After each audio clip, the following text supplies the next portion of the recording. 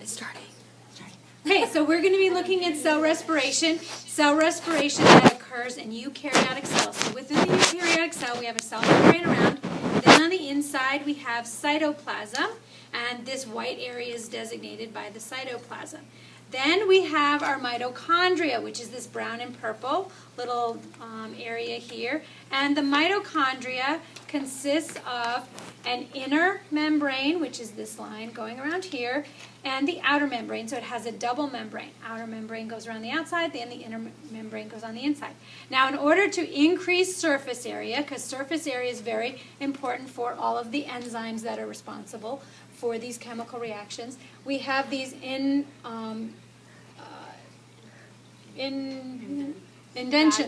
invaginations that are called the cristae. Then we have the matrix, which is the liquid that's going to be all throughout the area. And this area in between the inner and the outer membrane is called the intermembrane space. So first thing we have is glucose molecule. Glucose molecule comes in, and in the cytoplasm, the glucose molecule is going to go through a series of steps that we call glycolysis. Glycolysis is glucose lysis, glucose being split into two. So during this process, it requires 2 ATP to get started, and then it will make 2 ATP. It'll make 4 ATP at the end, so a net of 2 ATP.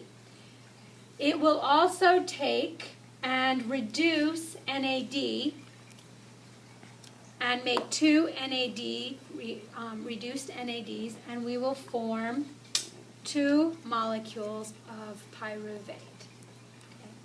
So in this process, glycolysis happening within the cytoplasm of a eukaryotic cell, glucose being reducing the NADH plus H, and then we have 2 ATP as a net formed, and pyruvate. Now, the NAD, the reduced NAD, is an electron carrier. This is going to be passed into the mitochondria and will be used later on. The ATP can be used for the cell, for chemical reactions happening within the cell cytoplasm, and the pyruvate will also go through and enter into the mitochondria. Once the pyruvate enters the mitochondria, the pyruvate will enter into the link reaction. During the link reaction, we're going to have a decarboxylation. So carbon CO2 is going to come off. So we have 2 pyruvates. For every 1 pyruvate, 1 carbon dioxide is going to come off. So we have a net 2 carbon dioxides for each of the pyruvates that comes through. Then we are going to have 2 more reductions of NAD. So we have 2 reduced NADs forming. And we have an acetyl group that's going to join in, and we're going to end up with an end product of acetyl-CoA.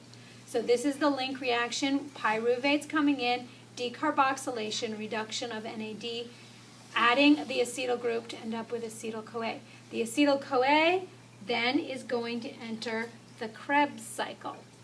Okay, and this is designated by the Krebs cycle.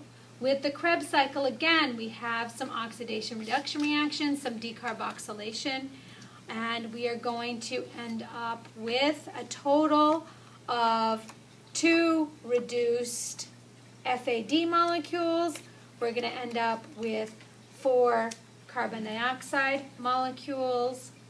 We are going to end up with 6 reduced NADs, and we're going to end up with 2 ATPs formed as a result of the Krebs cycle. So as the acetyl goes in, acetyl-CoA enters in, it will be reducing and decarboxylating and making some ATP. Next, these electron carriers are all going to enter into the electron transport chain. The electron transport chain is located on the membrane, the inner membrane of the mitochondria. The NAD will come up and will deposit an electron onto this first electron carrier, and the electron will go through the various electron carriers. As the electron goes through there, it is going to be drawing protons from the cytoplasm into the inner membrane space, building up a high number of protons within that inner membrane space. When the electron gets to the end, oxygen is going to be there to accept the electron, and then immediately 2 protons will join, so we will form H2O. So oxygen comes in, accepts the electron. Electron had entered here, bounced around through here, comes out, oxygen becomes negative, then immediately the 2 protons will join to it to form water.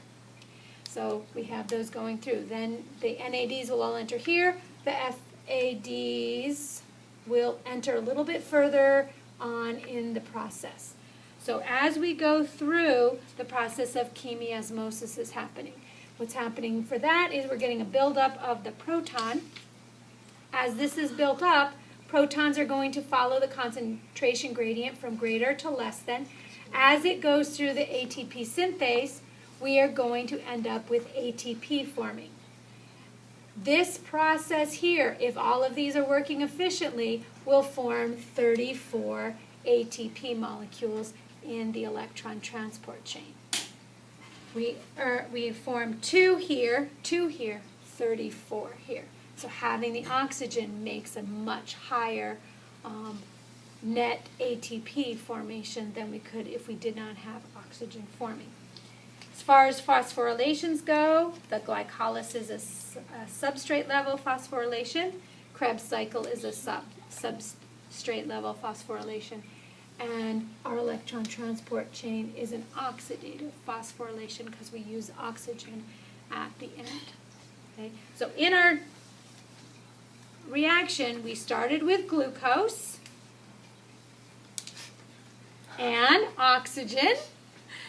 We make carbon dioxide through the decarboxylation reactions and water.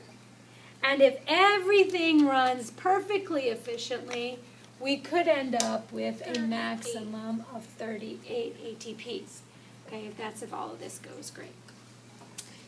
And that is a brief rundown of cell respiration. How many minutes was that? Well, I missed